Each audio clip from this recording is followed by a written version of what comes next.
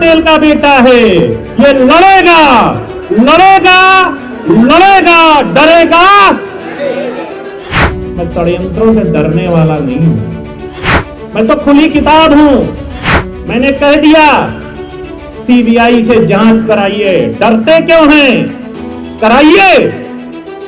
पर अखबार में 1700 करोड़ रुपया का दुरुपयोग करके, सूचना विभाग का उपयोग करके अखबारों में किसी भी राजनीतिक आदमी का मान मर्दन मत करिए। नहीं, ईंट का जवाब पत्थर से दूंगा। मैं थप्पड़ खा करके चुप बैठने वाला भी नहीं हूं। मेरी गलती है, मैंने 14 में से 7 इंजीनियरिंग कॉलेज के डायरेक्टर वंचित वर्ग के बनाए। ये मेरी गलती है। मेरी गलती है कि मैंने अपने विभाग में पिछड़े दलित वर्ग के लोगों के हितों की रक्षा की है। ये मेरी गलती है और ऐसी गलती मैं करता रहूंगा। नमस्कार, मेरा नाम है जयपाल और आप इस वक्त देख रहे हैं खबर तक मीडिया। यूपी के मंत्री को किससे है जान का खतरा? योगी आदित्यनाथ की मंत्रिमंडल में तकनीकी शिक्षा, उपभोक्ता संरक्षण, नाप तोल मंत्री आशीष पटेल ने सार्वजनिक मंच से एसटीएफ को ललकार दिया है। ललकारते हुए आशीष पटेल ने कहा, तुम्हारा नाम स्पेशल टास्क फोर्स है ना, तो मैं भी आशीष पटेल हूं। तुम पैर में गोली मारते हो ना, औकात है तो मेरे सीने पर गोली मारकर दिखाओ।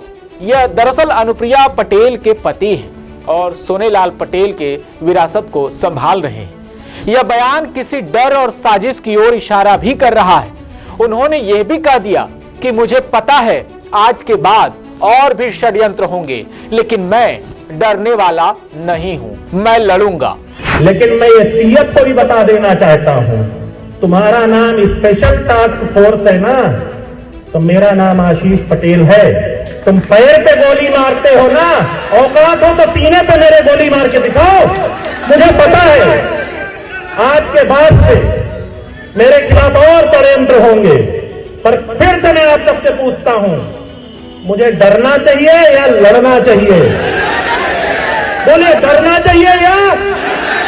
तो लड़ूंगा, लड़ूंगा, डरूंगा नहीं। स्पेशल टास्क फोर्स किसके मातहत है, सूबे में सबको पता है। यह सोचने वाली बात भी है कि मुख्यमंत्री सचिवालय इतने बड़े बयान के बाद भी चुप क्यों है? आखिर योगी आदित्यनाथ सरकार के खिलाफ ये बगावत नहीं है। कुछ दिन पहले ही आशीष पटेल का कार एक्सीडेंट भी हुआ था और इसी के चलते वो हॉस्पिटल में थे। इसी दौरान विधानसभा का सत्र शुरू हुआ, लेकिन उसके पहले ही पूरा मामला सामने आ गया। इस पूरे प्रकरण में केंद्रीय मंत्री अनुप्रिया पटेल अब कूद पड़ी।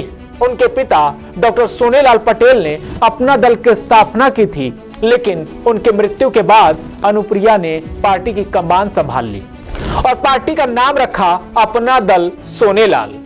दरअसल दोनों बहनों के बीच मतभेद काफी बढ़ गया, जिसमें उनकी मां पल्लवी का पक्ष लेते हुए पल्लवी के साथ चली गई और अपना दल कमेरावादी की नेता बन चुकी है, जिसकी स्थापना उनके पिता डॉक्टर सोनेलाल पटेल ने 4 नवंबर 1995 को इंजीनियर बलिहारी पटेल के साथ मिलकर किया था। सिराथू से सपा विधायक पल्लवी पटेल ने अपने जीजा और मंत्री आशीष पटेल पर ही विभाग में 25-25 लाख रुपए में नियुक्ति करने का आरोप लगाया है।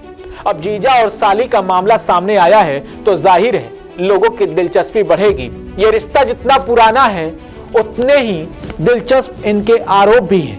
पल्लवी पटेल ने इस मामले में विधानसभा के शीतकालीन सत्र में भी मामला को उठा दिया। इतना ही नहीं, पल्लवी पटेल धरने पर भी बैठ गई। हाल ही में उन्होंने राज्यपाल आनंदीबेन पटेल से भी मुलाकात कर गड़बड़ियों का मुद्दा उठा दिया है और लिफाफा भी राज्यपाल को सौंप चुकी हैं। अब इस लिफाफे में क्या है ये तो हमें नहीं पता, लेकिन आशीष पटेल जरूर इस बात से खींचे हुए हैं। अनुप्रिया पटेल ने कहा कि इस सब के पीछे कौन है यह अपना दल के हर कार्यकर्ता को पता है। मंत्री जी बोल नहीं रही थी, कुछ भी साफ साफ बताने से इनकार भी कर रही थी, किसी का नाम भी नहीं ले रही थी।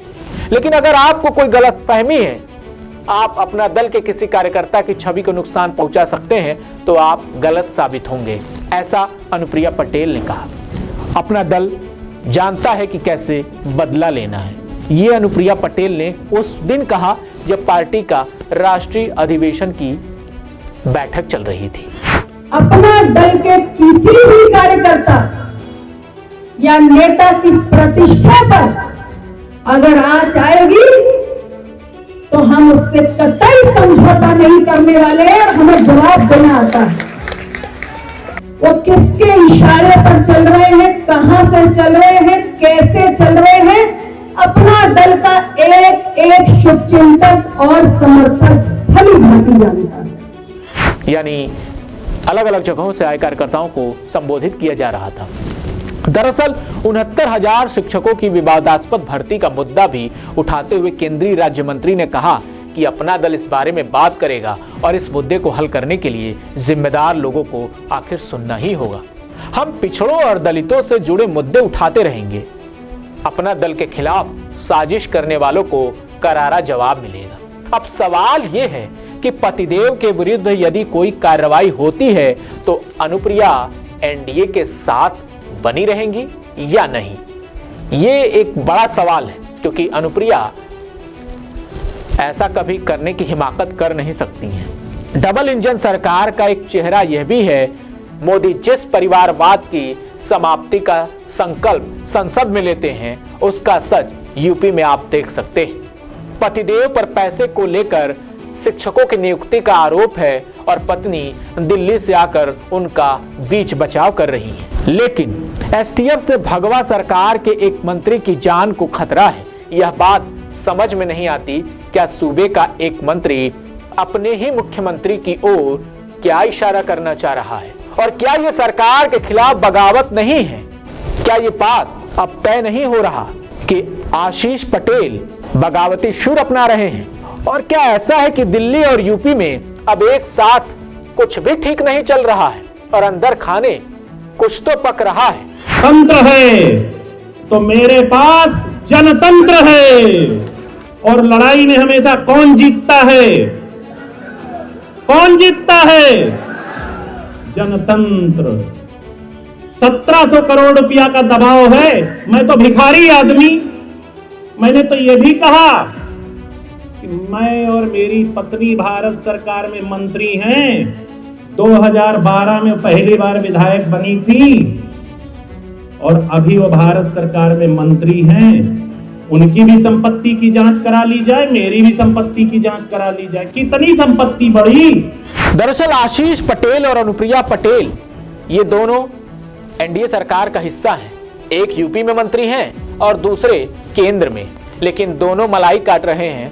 और जब बात आई है पतिदेव के ऊपर आरोप की, तो अनुप्रिया सामाजिक न्याय की लड़ाई की बात कर रही हैं। लेकिन पल्लवी पटेल का कहना है कि यह सामाजिक न्याय की लड़ाई नहीं, यह धांधली है और शुद्ध रूप से भ्रष्टाचार है। लेकिन भ्रष्टाचार के आरोप अगर मंत्री आशीष पटेल पर लगे हैं तो ये सरकार पर भी आरोप है। तो योगी आदित्यनाथ क्या कर रहे हैं और उनके मंत्री इस तरीके से खुलेआम बयानबाजी कर रहे हैं, तो क्या अब उनके ऊपर कार्रवाई होगी? जब सवाल आशीष पटेल से किया गया तो आशीष पटेल ने कहा कि इस्तीफा तो डरपोक देते हैं, अगर करना हो तो सीबीआई से जांच करा लीजिए और उसके बाद बर्खास्त कर दीजिए। ये जवाब आशीष पटेल के हैं। मेरे हर कार्य की सीबीआई से जांच कराइए। लेकिन आशीष पटेल इतने उतावले क्यों हो रहे हैं? आखिर मामला क्या है? तो सवाल है कि अगर मंत्री पद चला गया तो मान सम्मान और प्रतिष्ठा सब दांव पर लग जाएगी। इसी के चलते ये कोशिश है कि कम से कम ये मंत्री पद बचा रहे, लेकिन अगर ये भी चला जाए तो कम से कम कोई और तो बहाना मिले जिसको लेकर जनता के बीच जाया जाए। और यही ललकारते हुए आशीष पटेल ने कहा कि तंत्र कितना भी मजबूत हो, जिसके साथ जनतंत्र है जीत उसी की होती है। अब हवाला इसका दिया जा रहा है। लेकिन पल्लवी पटेल क्या करेंगी? उनके साथ भी गेम हो रहा है, ऐसा कहना है आशीष पटेल का। पल्लवी पटेल को धरना मास्टर कह चुके हैं और ये बात अब जग जाहिर है कि पल्लवी पटेल जरूर किसी सूचना प्राप्त अधिकारी से कोई तो सूचना लेकर आ रही है। बिना सूचना के पल्लवी पटेल आरोप कैसे लगा सकती हैं? और ये सूचना उन्हें दे कौन रहा है? ये सवाल भी अब लोग पूछ रहे हैं। पल्लवी पटेल सपा के टिकट पर सिराथू से जीती जरूर, फिर उसके बाद वो सपा से अलग भी हो गई, लेकिन अब जीजा के खिलाफ बगावती सुर में है। बगावत तो पहले से हो चुकी है, खिलाफत अब काफी तेज हो चुका है और ये परिवार की लड़ाई है। लेकिन इसमें आपका और हमारा क्या जाता है?